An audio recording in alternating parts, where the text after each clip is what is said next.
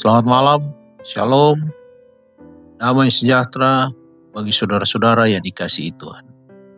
Puji syukur kepada Tuhan karena oleh kasih karunia-Nya kita telah melewati hari ini dengan penyertaan-Nya. Mari kita menenangkan hati, meninggalkan sejenak segala kesibukan dan kekhawatiran, dan membuka hati untuk mendengarkan suara Tuhan melalui firman-Nya. Mari kita berdoa. Bapa kami yang di surga, kami bersyukur atas kasih dan pemeliharaanmu sepanjang hari ini. Terima kasih karena Engkau telah menyertai setiap langkah kehidupan kami. Ya Tuhan, sucikan hati dan pikiran kami, dan penuhi kami dengan Roh Kudus-Mu. Bukalah pengertian kami agar firman yang kami pelajari dapat kami pahami, kami hidupi, dan menjadi kekuatan dalam kehidupan kami setiap hari. Di dalam nama Tuhan Yesus Kristus kami sudah berdoa. Amin. Judul renungan malam ini, teori-teori berbahaya. Ayat renungan diambil dari kitab Mazmur pasal 86 ayat 5. Firman Tuhan berkata, "Sebab Engkau, ya Tuhan, baik dan suka mengampuni dan berlimpah kasih setia bagi semua orang yang berseru kepadamu." Dewasa ini sedang masuk ke dalam lembaga-lembaga pendidikan dan ke dalam organisasi keagamaan, di mana-mana ajaran-ajaran spiritualisme yang merongrong iman kepada Allah dan kepada firman-Nya. Teori bahwa Allah adalah satu inti yang meliputi seluruh alam telah diterima oleh banyak orang yang mengaku percaya pada kitab suci. Tetapi betapa indah pun selubungnya. Teori ini adalah satu penipuan yang sangat berbahaya. Teori itu salah menggambarkan Allah, dan itu adalah satu penghinaan terhadap kebesaran dan keagungan Tuhan. Tentu saja itu bukan saja cenderung menyesatkan, tetapi juga merendahkan martabat manusia.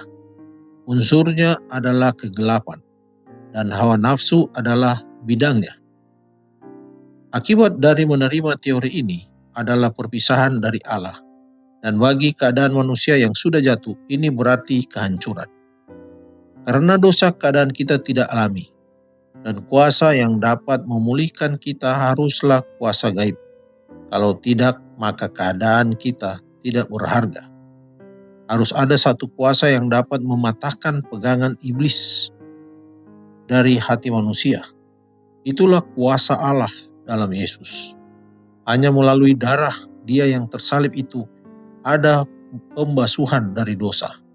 Anugerahnya saja yang menyanggupkan kita untuk menolak dan mengalahkan kecenderungan-kecenderungan dari sifat kita yang sudah jatuh. Teori spiritualisme tentang Allah membuat rahmat-Nya tidak berarti. Jika Allah adalah inti yang meliputi seluruh alam, berarti Ia tinggal di dalam segenap manusia. Dan untuk mencapai kesucian, manusia hanya mengembangkan kekuatan yang ada dalam dirinya. Teori-teori ini yang mengikuti kesimpulannya yang logis, menyapu seluruh ekonomi umat Allah. Teori itu menghilangkan pentingnya penebusan dan menempatkan manusia jadi penebusnya sendiri. Teori-teori mengenai Allah membuat firman-Nya tidak berarti, dan mereka yang menerima teori-teori itu berada dalam bahaya besar. Pada akhirnya mereka akan dituntun untuk menilai seluruh kitab suci itu sebagai fiksi. Mereka mungkin menganggap kebaikan itu lebih baik dari kejahatan, tetapi dengan menghalangi Allah dari kedudukan kemaharajaannya yang benar, mereka meletakkan ketergantungan mereka pada kuasa manusia, yang tanpa Allah itu tidaklah berarti. Kehendak manusia yang tidak dibantu itu tak akan memiliki kuasa yang nyata untuk menolak dan mengalahkan kejahatan. Pertahanan jiwa untuk dipatahkan, manusia tidak mempunyai perlindungan terhadap dosa. Sekali ketahanan firman Allah dan rohnya ditolak, kita tidak tahu sampai sedalam mana seseorang bisa tenggelam.